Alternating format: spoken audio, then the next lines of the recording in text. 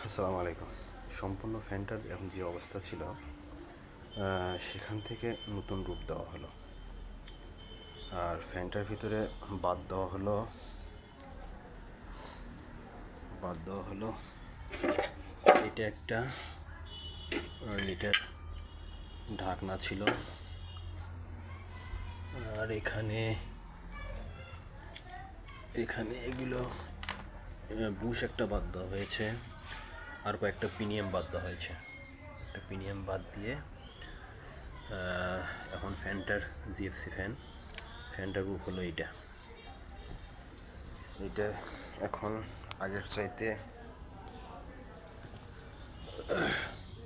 আগের চাইতে বাতাস অনেক বেশি হবে, আর স্পিডও অনেক বেশি।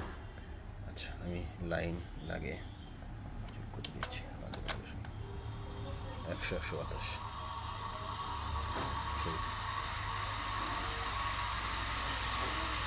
আর হলো ফ্যানের ভিতরে জায়গা না থাকার কারণে আরেকটা কাজ হয়েছে, ক্যাপাসিটারটা একটু বাহিরে দেওয়া লাগছে। যেহেতু ক্যাপাসিটারটা ছিল এই বক্সের ভিতরে, এই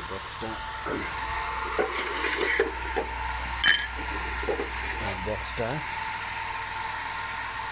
এইভাবে এখানে ছিল, এটা বাদ দিয়ে এই অবস্থা। আচ্ছা, ফোনের আগের চিত্র ছবিগুলো ভিডিওর সঙ্গে আমি অ্যাড করে দেবো। আচ্ছা, আসসালামু আলাইকুম, সবাই ভালো থাকবেন।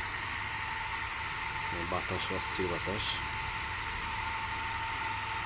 এখন আগে এটা লটকানোর জন্য ওয়ালের সঙ্গে সিস্টেম ছিল, যেহেতু এখন এমনিতেই এইভাবে ঝুলে রাখা যাবে।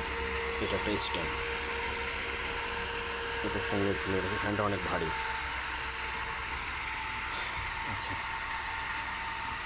আসসালামু আলাইকুম।